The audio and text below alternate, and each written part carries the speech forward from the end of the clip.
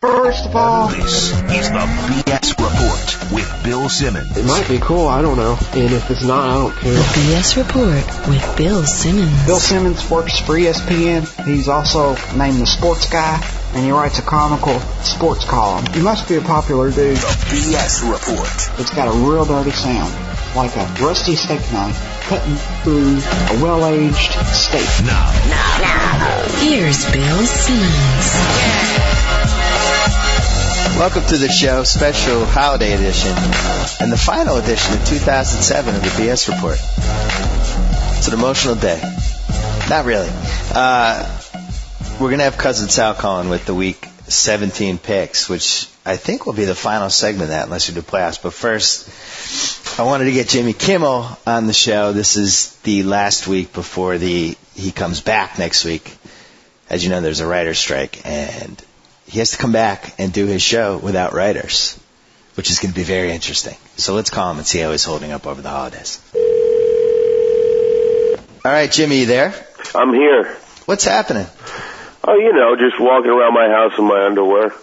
Happy holidays. You should see me. It's a real nightmare.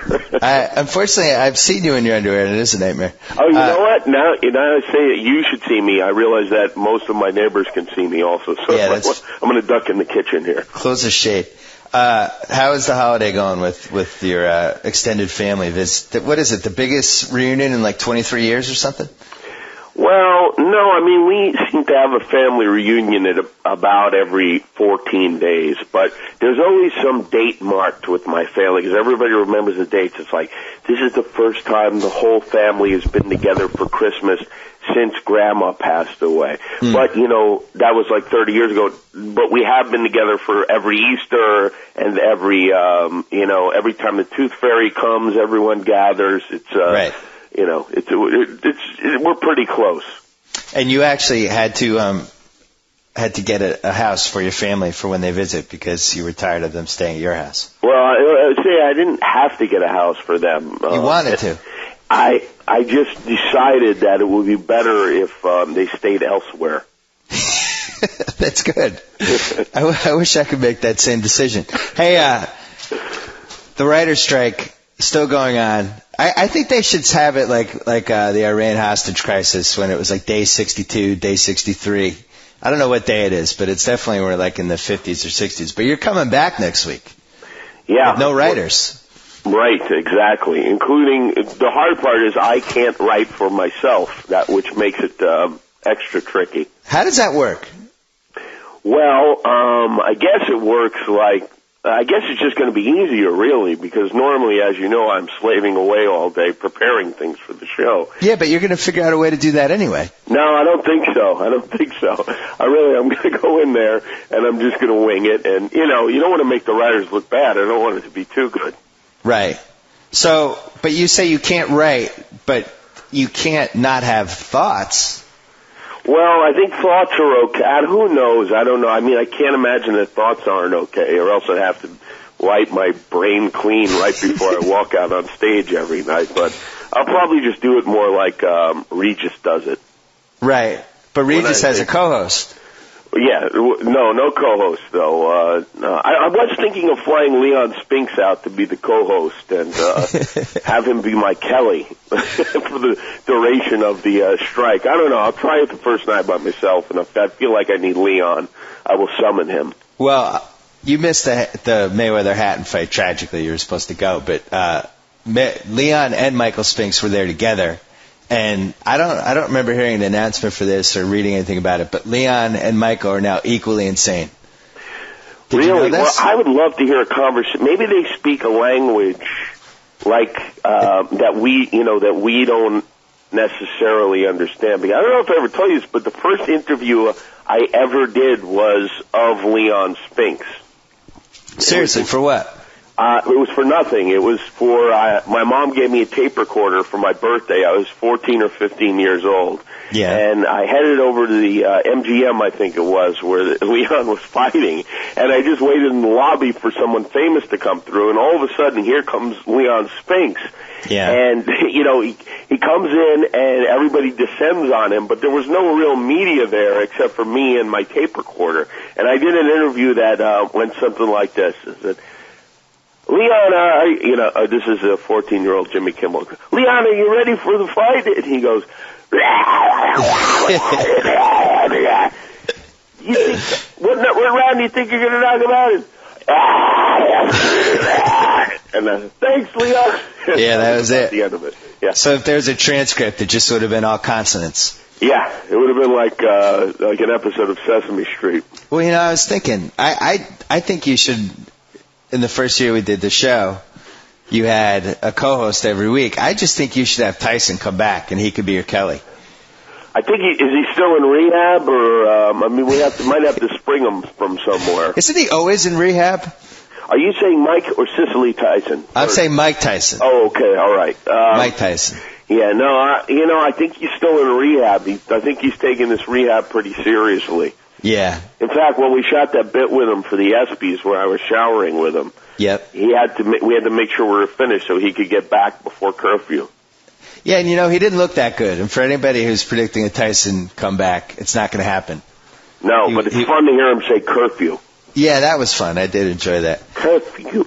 So, this, you know, the interesting thing about you in this writer's strike is that there's no worse person to be in this dilemma than you, who is always trying to do the right thing, and yet in this particular case, there was no clear-cut right decision for anybody to make. Well, I think there was. I think it was pretty clear-cut to me. I mean... Well, you held out for 2 months. Yeah, I mean, we held out, and, we stayed off the air for a very long time, and I think the Guild is pretty satisfied with what we did. I don't think anybody's upset over there. Did you did not want to be the first person who potentially came back, right? No, nobody wanted to be the first person, but I think NBC was kind enough to throw Carson Daly to the wolves and make him the first one to come and he's back. Traumatized by the whole thing. What's that? He's traumatized by the whole thing. Yeah, I mean, personally, I think it's very unfair the way he was treated and the reaction that I mean, you know, you got a show, you have people that work there, you have 4 writers that work on your show that want a job when they come back, and you know, that requires you going back on the air. Do you think that, I mean, it doesn't seem like the rest of America really cares that much about this strike, but I feel like they will as soon as Lost goes off the air after 8 episodes and people are like, wait a second, there's not going to be a 9th episode? And that'll be the tipping point. I don't even know if it will be, because I think we've been conditioned to not get enough of the shows we like in general, like when The Sopranos makes us wait 19 months in between. Is that show over, or are we waiting for it to come back on yet? It went to black. We don't know if it's coming back or not. Well, but I think maybe we've been conditioned to not get as much television as we would like, especially in certain programs. But there's 95 channels, so it seems like people. I don't know. I have no sense of whether the rest of America cares. I'm guessing they don't. I'm torn on that one, because I feel like there hasn't been a show yet that people have been outraged that has gone away. Whereas, you know, like if The Sopranos, if there were 6 episodes left and then it just went away and we never knew how it ended, I think people would be rallying in Washington. But since it's like there seems like there's enough TV on for people to hold them for the last 2 months. There's sports, you got reality TV. The late night shows, you guys have just been doing reruns, and you've been basically running the best. You know, you've had the Jamie Foxx one on, you reran the Matt Bourne Guillermo one.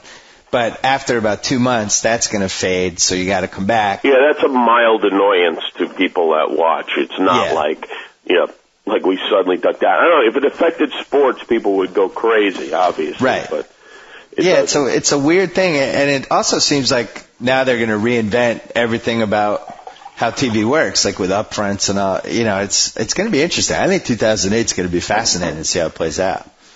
Yeah, well, hopefully it'll be over soon, but I think maybe rather than the absence of the good shows, what's going to bother people is the presence of a lot of bad shows and a lot of game shows and a lot of crappy reality shows, and there's a lot of hype around American Gladiators. It's like, who liked American Gladiators when it was on the first time around on syndicated television? Children. That's it. Children and mentally challenged people. That's who like American Gladiators. This is a ridiculous replacement series to have on it's on NBC. It's crazy. Well, I saw there was I had an idea a few years ago for somebody to have a show called White Trash Weddings, and apparently that is now going to be a show. And I'm not saying they took the idea. It's just that's how desperate the programming is. I think it's going to be on E. Well, I am disagreeing. I will watch that show, though. You would watch White Trash Weddings? Listen, there's always room for bad TV ideas. It's just they should be on your VH1s and E, the entertainment channels, rather than NBC. Right. So you're gonna come out. You're gonna ad lib. Are you gonna show clips? Yeah, I'll probably show clips. I don't. But you can't have prepared jokes after the clip. Right, which would be not a problem, and right. And I will. I'll probably, I was thinking of maybe opening with a song like Merv or Mike Douglas or John Davidson on his television show. He'd come out and he'd just go right into a song and get everybody all fired up, and then move on with the program. Well, unfortunately, you and I are the only people who watch the John Davidson show, I think. I actually was watching the one when he united Andy Gibb and Victoria Principal, who dated for the next year. I felt like I played a small part in it just by being one of the two people that watched it. Oh, that's right. Remember that's that? Right. Yeah, that was good. And then Andy Gibb killed himself, right? Yeah, I think he did. I think because she broke up with him. I was thinking of you the other day because I think PBS was running like a 90-minute retrospective of the Mike Douglas show, and just like how different it was to have a talk show back then versus how it is now. And I remember before you launched your show, you took us to what was it called, the broadcast TV? Yeah, the television museum, TV and radio museum. Which is really like one of the most fascinating places you could go to if you like TV. Nobody ever even. Yeah, there's one in New York and one in LA, and it is a great place. They have it's like a premium version of YouTube. Right. And we watch, I guess now with YouTube, that doesn't quite have the mystique that it did 5 years ago. But there are things there that you would never think to look up on you would never think to even look for them on YouTube. Yeah, so that Mike Douglas, he'd come out, he had like these weird co-hosts, and then he'd have other guests, and then they would be singing, and I think that might be what happens with your show. I remember faking illness to watch Steve Garvey on the Mike Douglas show. I saw a promo that he was going to be on, and of course it was before VCRs or anything like that. I knew if I missed it, I'd never see it.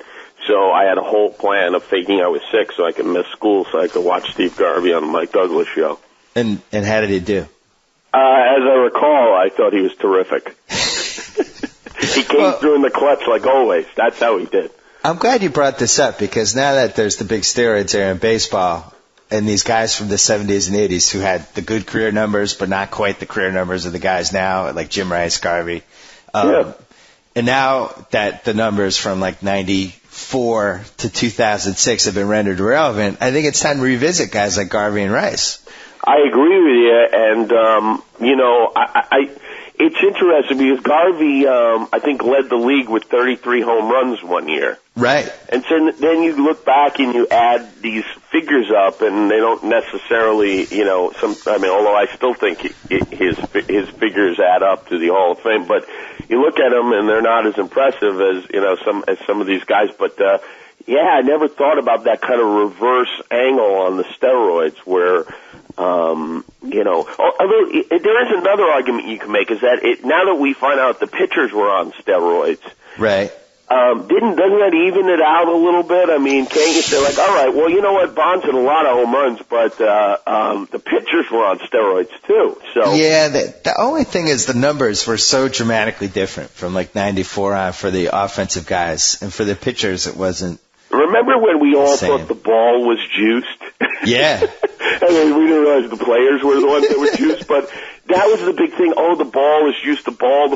I wonder if Major League Baseball spread that rumor around. Well, I remember being so mad at Clemens, and it's basically hearsay at this point, but it does seem like maybe something fishy went on with him. But I remember being so mad at him when he went to the Blue Jays after he left the Red Sox and he became good again. It was like, you jerk, you got in shape. And it never occurred to me that there was even a possibility he might be doing something else. Yeah, well, I think back then, and really up until a few years ago, the prevailing wisdom was that steroids didn't help pitchers and only helped hitters. Well, I worry that we're going to be looking at the same thing with golf in like 10 years. And people are going to be like, remember when Tiger Woods won like 30 majors? By the way, I think you should do a chart, a little photo chart of Tiger's body at this point in his career and Bonds' body, comparing their physique, because Tiger is quite a bit more muscular. I know, but in his case, like I don't think there's any way he's doing stuff. I think they actually might test for that stuff in golf, but in his case, he's somebody that nobody would ever even imagine could do. Yeah. I think that would be one of the biggest. I actually answered this in a mailbag once. What would be the biggest scandals that could happen in sports? And Tiger being on HGH or steroids was in the top 5. You know what the number 1 was? Lee Trevino on HGH or steroids? No. Oh. It was actually two Colts teammates announcing that they were boyfriend and boyfriend and demanding that Tony Dungy recognize their gay marriage before the Super Bowl. Well, why not have Tony marry them? No, because he can't, because he's against gay marriage. I thought that would be the biggest, because that would encompass every kind of scandal we could have. I love that we even know Tony Dungy is against gay marriage. He's written about it. It's ridiculous. He's adamant. He does not like gay marriage. I prefer to see a couple of Patriots get married, but that's just me. Yeah, who are you rooting for going into the Super Bowl? Well, I'd love to see the Patriots against the Cowboys, because between you and my cousin Sal, I mean, it really would be a huge matchup. But I think the Patriots want to beat them by 22 points. Well, and then the other thing with that Super Bowl is that with all the Cowboy fans and all the rich people in Texas, that stadium would be about 93% Cowboys fans. Well, in Arizona, I don't know if you've ever been to a home Cardinals game in Arizona, but whenever the Cowboys visit, it's about 98% Cowboys fans to start. Yeah, I'm rooting for the Packers because I don't want any part of the All Dallas Super Bowl. Are you going to go? I don't know. My parents live there in Tempe, so that might. Is that a plus or minus? What? Is that a plus or a minus? That is a huge minus. There's a whole bunch of minuses in a row. Because the fun of the Super Bowl is the carousing and all that stuff, and there'll be none of that. I'll be sleeping in my fold-out bed in my mother's house. Yeah, but in this day and age, I mean, do you worry about that stuff at all? Like with these TMZ cameras that are everywhere now, and these people taking pictures, camera phones, and camera videos.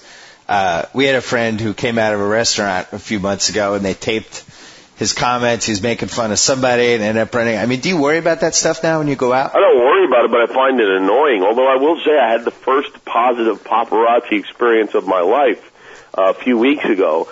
This woman and her daughter, their car, they spoke no English. Their car was turned out to be out of gas. It was on the side of the road. It was in the middle of the road, and I got out and pushed their car to the side.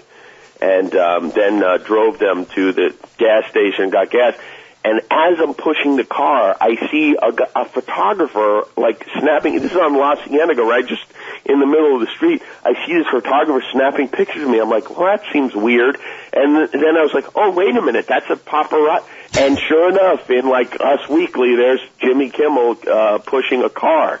Well, that's pretty good, but when you end up in the Stars, They're Just Like Us section, I think that's when you have officially made it. Oh, I've been in it a few times. You have? Doing what? Yes.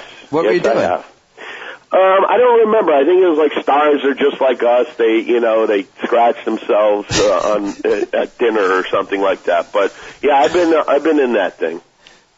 Really? Yeah. Oh, yeah. I don't know how I didn't know that. I know you take me for granted because you called me the night before and said do my podcast.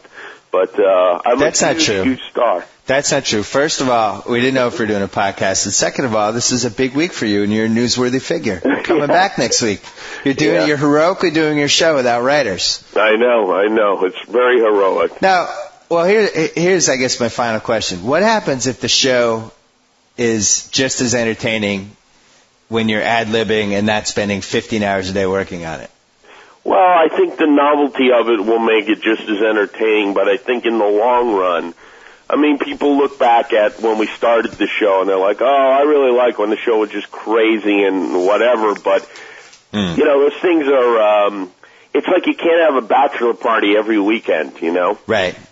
And after a while, it becomes tiresome. So I think it'll be fun for a little while, and hopefully it'll be a very short while. But if it is, then I see that as the writer's problem. Will you have more guests or more time with the guests? It depends on the guest. If it's, somebody big. If you see a night where we have 8 guests lined up back to back to back, that will be a problem. But I will have a little more space to put crazy people on, which I've not had for a long time. So more space to have who on? Crazy people, the guy who dresses as Peter Pan and he's adult. Remember the guy to have on in the old days? Right. But I was driving down Hollywood Boulevard yesterday and Superman was out there, which made me think, he works 365 days a year, the crazy Superman guy. Yeah. What about him? What? Well, it's just that he never takes a day off. Oh, right. He's working on Christmas, I see. Yeah. Well, he's Superman. You can't take a day off. I mean, your world could go right to hell. What is his goal with that, though? I mean, he's been doing that ever since you had the show. Like, where does he see that taking him? Oh, I just watched they did this movie, Confessions of a Superhero, and it's mostly about him. And he sees himself as an actor, and he claims to be the son of, who? Sarah? Sandy Dennis, an old actress. But Sandy Dennis's family say no, she never had a son, and they don't know what he's talking about.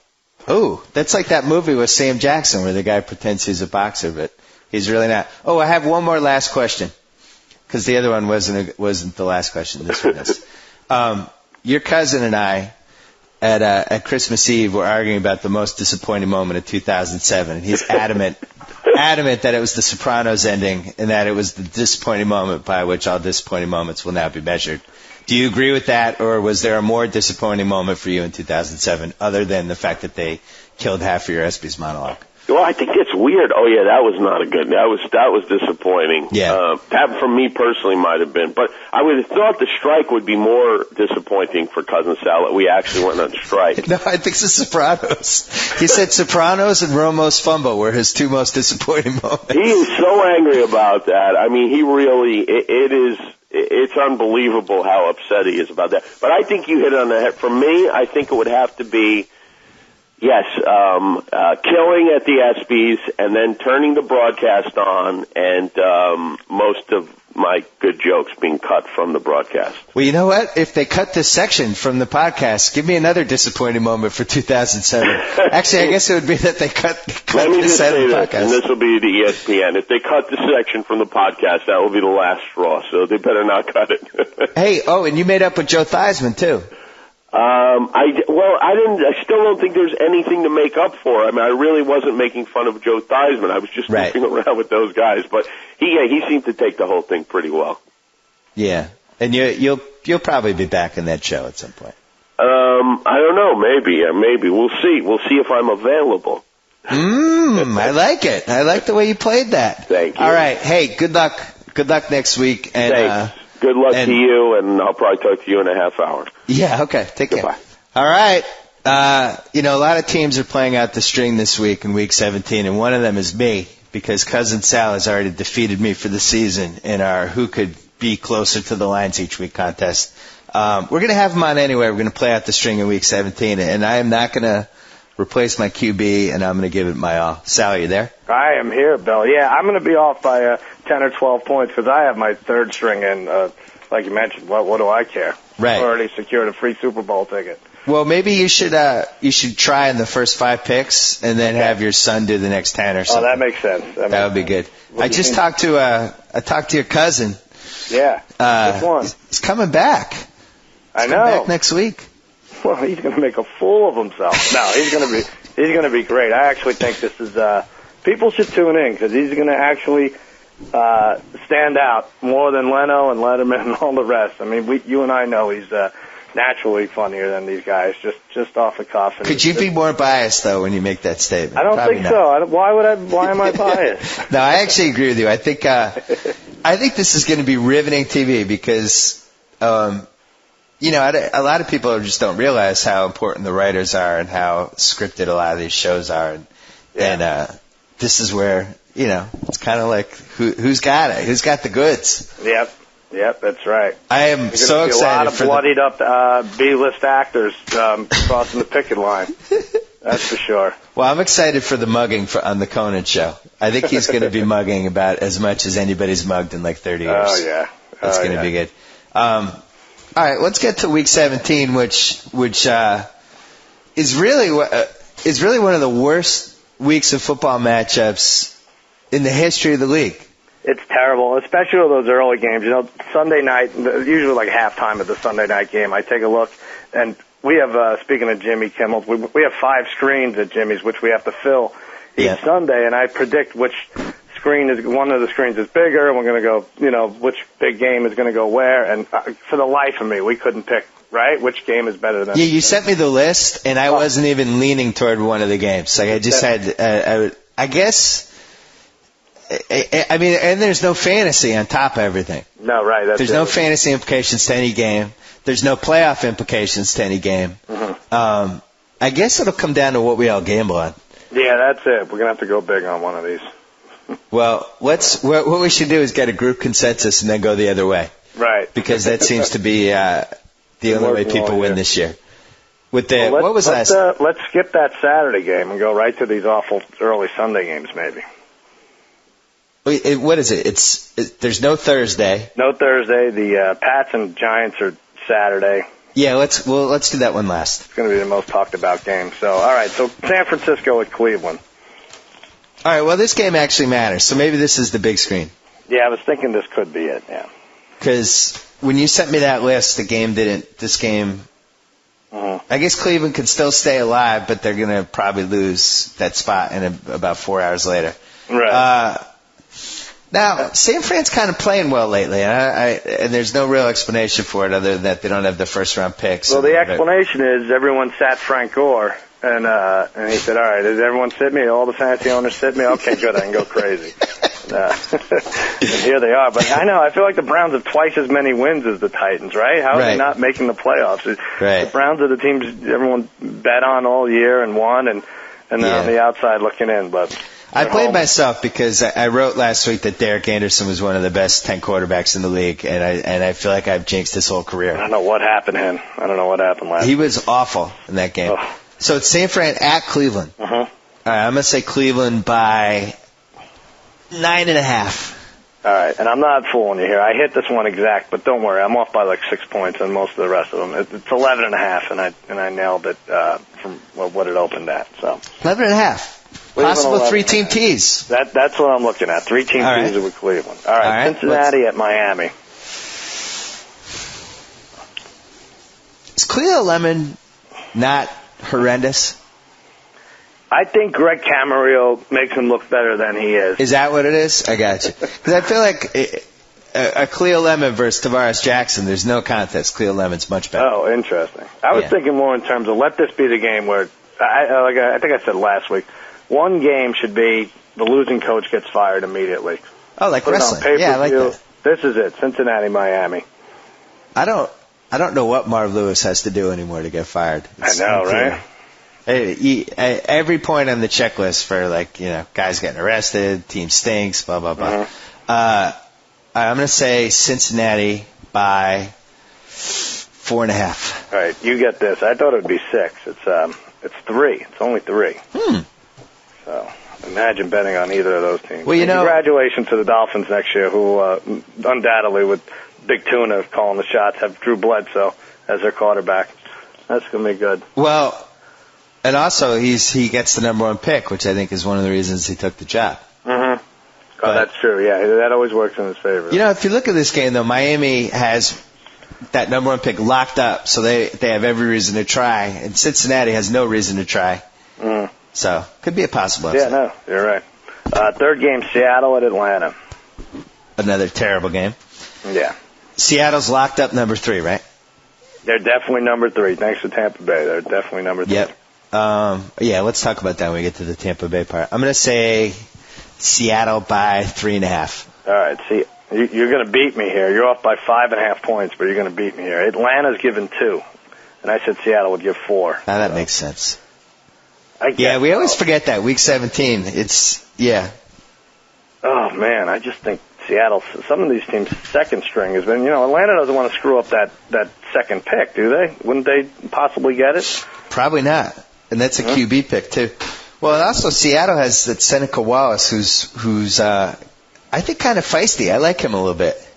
Yeah, is he worse run than around and Harrington stuff. or whoever they would put in Redmond? I don't know who they would put in. Yeah, but Seneca Wallace against Chris Redmond. Yeah. That's a good match. Detroit at Green Bay. Well, Detroit is probably playing to save some jobs. Mm-hmm. So I'm going to say they're going to try, and Green Bay has no reason to try at all.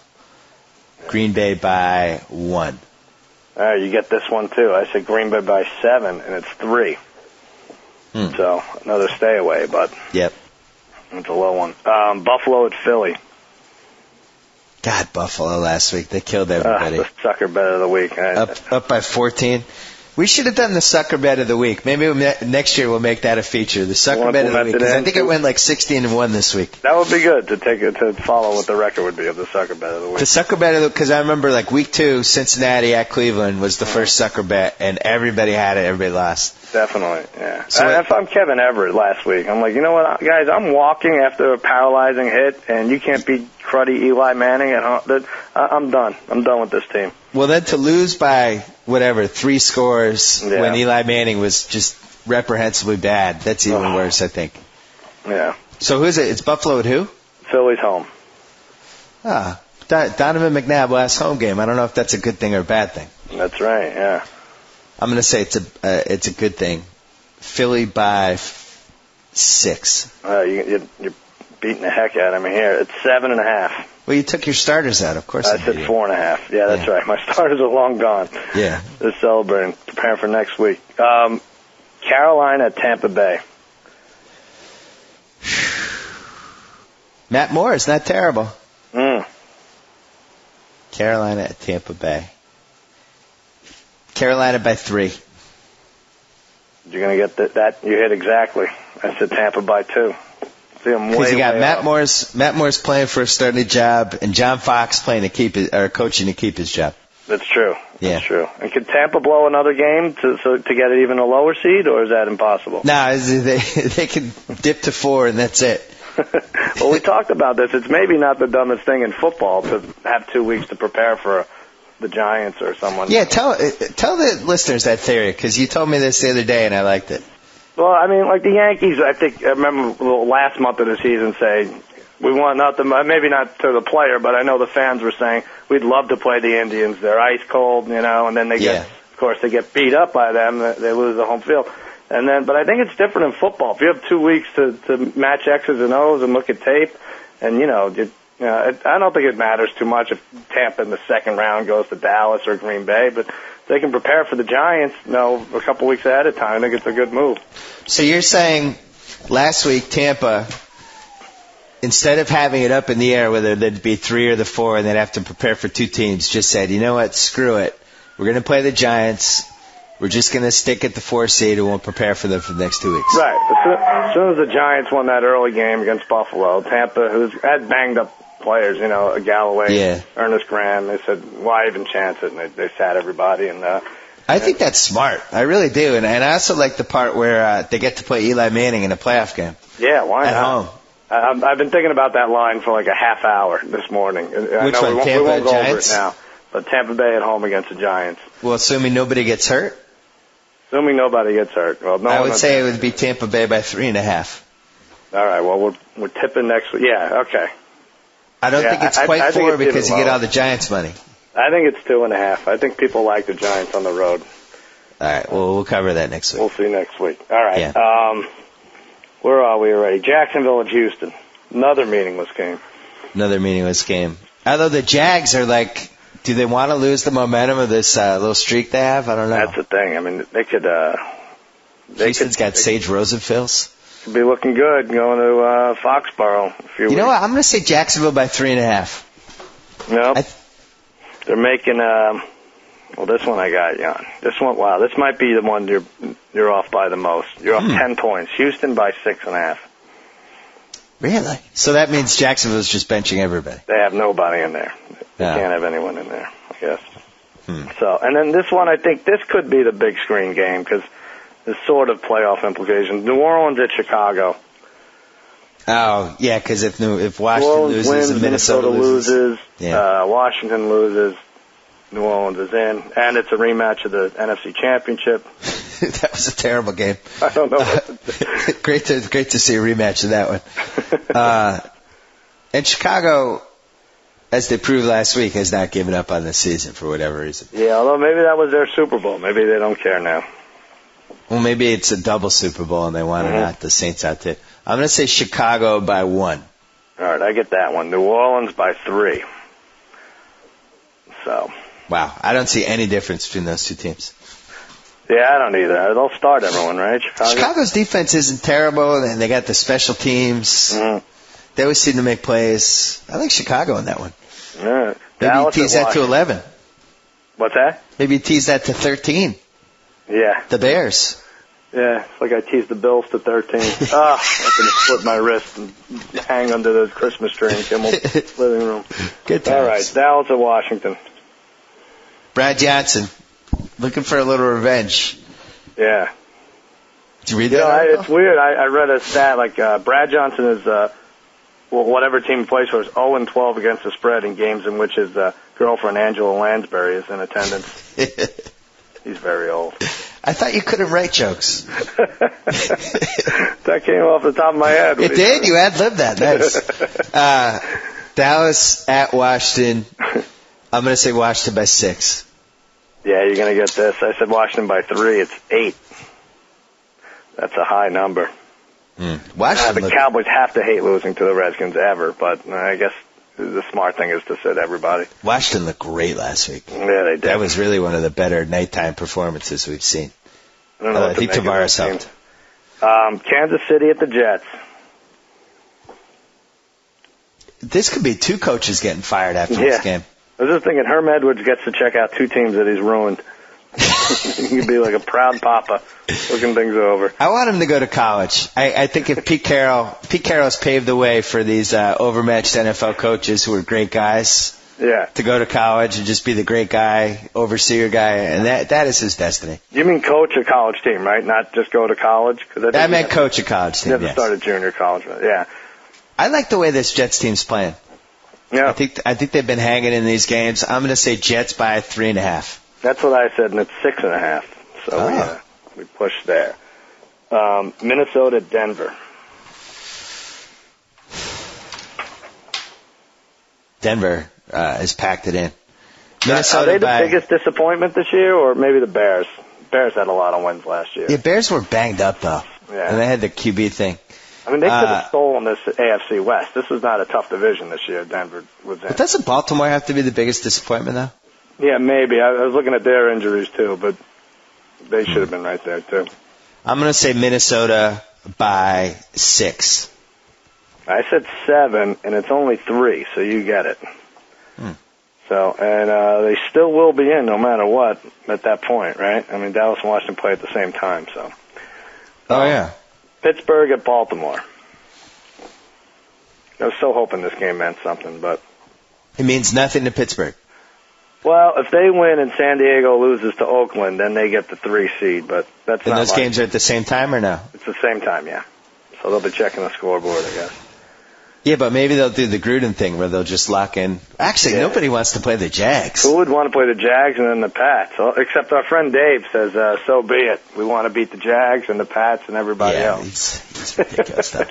I think the Steelers try in that game, and I think it's Pittsburgh by 6. All right, I said 6.5, and you get it. It's 3.5. So you are. What do you have here? 9. No McGahee. Yeah, no McGahee. I think Lewis is probably out too. Also, you could cross off Kevin Jones off your 2008 comeback guys list. Oh, really? Fantasy. Yeah, he tore his ACL last week. Oh, he's out for. Oh, really? Yeah, okay. He loves to get injured right near the end of the season. Yeah, Yeah, well, that'll be good because every year I stare at him on our fantasy draft board. Not this year. It's a crucial decision. All right, San Diego at Oakland. I nailed this one exactly. One of the few. San Diego clinches number 3. With a win, yeah. And avoidance of the Jacksonville Jaguars. Right. San Diego by 13. Ooh. I said 8, and it's 8. So. Well, Jamarcus Russell against San Diego, and they're actually going to care in the game, and it's only 8? Yeah, we should maybe. That could be. Is that a trap or what? They're not losing that game, are they? How is Jamarcus Russell going to beat the Chargers? No, it's a Actually, North week. Turner is the king of the suck you in bet. Yeah. Not even the sucker bet, the suck you in bet. That would be big. That would be really big if Oakland pulled that off. Yeah. St. Louis at Arizona. Oh, I like this one for fantasy. Too bad there's not fantasy this week. Yeah. Some good guys in this one. Arizona by 6.5. Arizona by 6 is right. So, and I had 8.5, so you're closer there.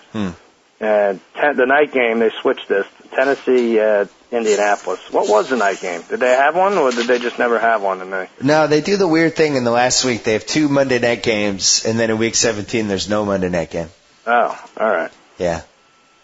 Well, this is the final week of the horse trailer. I can't wait to see who gets it. Yeah. Such a great idea. What was this game again? Tennessee at Indianapolis. So this game could potentially They should have a horse something. collar player of the game.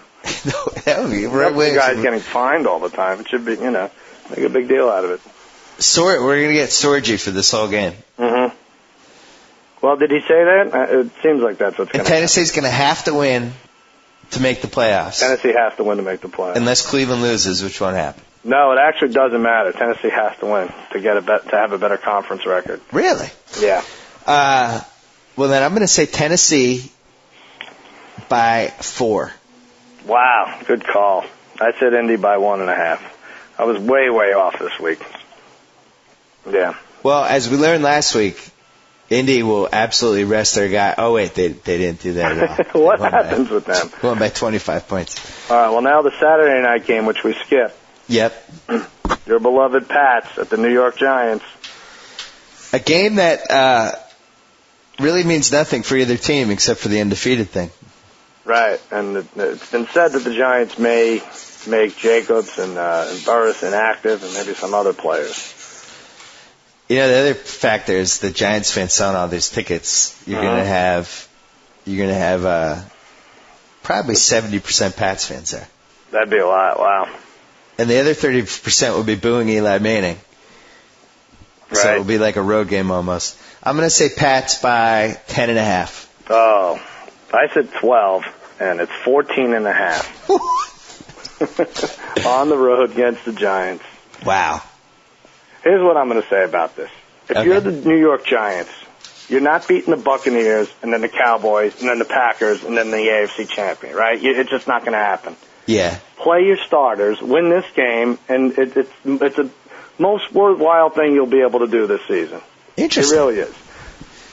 So you're saying stopping the streak is the only way this Giants team will end up being memorable? I think so, right? I mean, yeah. The odds of them winning the Super Bowl, no matter what they do this week, it's just not going to happen. Eli's going to get thrashed one of these games. Yeah. And the Pats have everything to lose, and they still have everyone. They're going to put everyone out there. My only hesitation with writing off the Giants is that they're the only team that no matter who their third or fourth string running back is, the guy's a threat to go 80 yards on any play. Yeah. Well, I had our friend Brad, otherwise known as Randy, call and scream at me at Eli Manning. You'd say what you want about him, but what other quarterback has made the playoffs in his first 3 years? And I couldn't think. Well, he wouldn't hear me anyway because he was screaming still over my response. But I couldn't think of one other than Tony Romo next year. Could you think of one? I don't know. Wow, that's pretty good. Did Peyton make it his first 3? Yeah, even Brady didn't make it because. Wow, Eli Manning. All right, Randy. Good. Do you think? So Randy's saying like 20 years from now we'll be looking back at Eli Manning and thinking that he made the past 20 straight years. No, I don't think Interesting. So what was the final tally in this meeting? You won this week. I don't know. I'm going to count them. 1, 2, 3, 4, 5, 6, 7, 11 to 6. Now, what we discussed for the playoffs was that we'd pick 4 games, but we'd have you double on one game. So one game would be worth 2. Oh, okay. And that would be a way we could potentially go head-to-head. Let's do that. That's very exciting. Then we can keep it going. Next week. I like to make up rules for after I've already lost something to keep it going and potentially turn it around. Let's go for the hollow victory. If only the Broncos and Ravens and crappy teams like that could do that. Hey, one last thing, and we talked about this with your cousin. We were talking at his house the other day about the most disappointing moment of 2007. You were adamant it was the Sopranos ending. Yeah. Do you give the listeners your case for 30 seconds? 30 seconds. It's just not going to happen. I just don't like this do-it-yourself TV. You've come this far. It's a hardcore series about gangsters and family, and it ends with them parallel parking and eating onion rings and stuff. And the thing that gets me is that earlier in the season, was it the season before, when he's in the coma and he's the, you're supposed to extrapolate what you can, him being the traveling salesman with the monks and everything. People hated that. They hated that they had to read into anything. And now this ending, it seems like people had to see it 4 or 5 times before they decided. They were head over heels in love with this genius David Chase and the ending he provided. So you're saying if it had gone to black, a second had passed, and there had been a gunshot, you would have loved it? I like it better, and I don't think that makes me a simpleton. Look at Deceit. Look at The Departed. What a crazy, crazy, messed up ending that was. Deceit is such a great tool in these wrapping up these series. Could have Paulie Walnuts. Anyone do it? Anyone? Yeah. You thought the same for No Country for Old Men, right? Yeah, I did. I think it comes down to the whole English major thing, which is really one of the defining things. Like, you're either in that camp or you're not. Like, you love seeing stuff that can be interpreted in various ways versus just having definitive conclusions to things. Yeah. And I was a poli-sci major because I hated that. To me, there was no worse hell than being in high school in some English class and people reading into these ambiguous novels. I just thought it was the stupidest thing ever. And in poli-sci, everything is, you have truths and you have a definitive answer to each thing. And I just thought that was more interesting to figure out what that answer was. Of course. Meanwhile, we're at the Christmas party the other night, and we have a couple of our friends talking about how glorious the coin flip was, and how it was a metaphor for the whole movie and for life. And I don't know. I'm not that kind of guy. I'm not either, and that's the literary version of the BCS. Like, well, let's read into it. Let's not even play any games. Let's look at the roster. Let's see who has the faster, stronger players, and it'll all be speculation. Why even play the games? Well, what was the case? Dave made an interesting case for the BCS about how we have the system. Oh, and he was saying in March Madness that nobody leaves March Madness, or it happens every so often, but nobody every year, you don't leave saying, well, they were definitely the best team. No, I understand that, but at least you could say you did whatever you could, A, and B, the greatest highlights and memorable moments we have from any sport, most of them come from playoffs and, championship games. You make a case for that? Well, I still remember, I forget who it was. It was Miami against, I think, Nebraska, and they had the 2-point conversion. Yeah. I was like in high school or junior high. I was like 83, 84. But I just remember that being really definitive and liking it, the definitiveness of it. Exactly. And now, but as we said the other day, the problem is that you wouldn't even know who the best 2 teams are to play this year. No, you couldn't. You absolutely need a playoff. I don't know how to go over it. I can't say anything new that anyone hasn't brought up. But yeah, it's so boring. I think between that and the fact that these college coaches just ditch the teams, they have one good year and they ditch the team for another team. I think those are the 2 reasons I don't follow football, other than the fact that I didn't go to a college that had good football. No, I don't blame you. After I left. I don't blame you. Yeah. All right, we're gonna let you go. Happy holidays. Talk to you soon. We'll do the playoffs. Sunday. Yes. A lot of good games early Sunday. Yeah, I'm excited to at least gamble on them. All right, happy holidays. Same to you, bud. See you. Target to set off. Whoa! Thank you for downloading the BS Report with Bill Simmons. Too much fun. Check out more podcasts at the iTunes Music Store or at Pod Center at ESPNradio.com. Peace out.